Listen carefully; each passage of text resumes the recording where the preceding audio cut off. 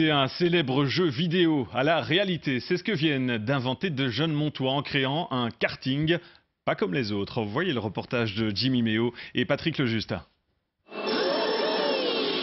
De son jeu vidéo à la réalité, pour Ludovic, il n'y a que quelques pas à franchir. Et le voici à bord de son karting muni de lance-missiles ou d'accélérateurs turbo, comme sur sa console. On a tous connu Mario Kart, on y a tous joué. Maintenant, j'ai pas été spécialement accro à ce jeu-là, mais j'ai passé pas mal de temps, j'ai passé des bons moments. Et c'est vrai qu'aujourd'hui, pouvoir jouer une version réelle de ce jeu-là, c'est quand même quelque chose d'assez impressionnant et de très très agréable. Une version réelle, ou plutôt en réalité augmentée. Ici, évidemment, pas de vraies bombes, mais des projecteurs, des capteurs électroniques et un véhicule quelque peu adapté. Il n'y a strictement aucune différence, donc toujours une pédale pour avancer, une pédale pour freiner. La seule chose qui change, c'est en plus un bouton qui a été rajouté sur le volant et qui permet simplement d'utiliser les bonus qui ont été gagnés au cours de la course.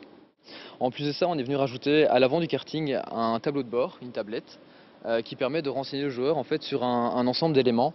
Qui est l'avancement de sa partie, savoir qui le touche, quel bonus il a gagné, ses temps, etc. Dis Ludo, chope la caisse. Et tout est géré depuis ce poste. Le système est relié à l'ordinateur qui contrôle les voitures et adapte leur comportement. Quand on se fait tirer dessus par un missile, le kart freine pendant 2 secondes et on peut se faire dépasser par la personne qui a tiré le missile, c'est ça l'objectif. Et à terme, le but c'est que les roues du kart tournent dans le sens opposé au sens voulu par le pilote, de manière à vraiment faire perdre le contrôle du kart. Actuellement en test, le projet a déjà coûté 20 000 € aux 2 jeunes Montois. Et maintenant, appel aux investisseurs pour ouvrir leur premier battle kart avant, ils l'espèrent, de vendre des franchises.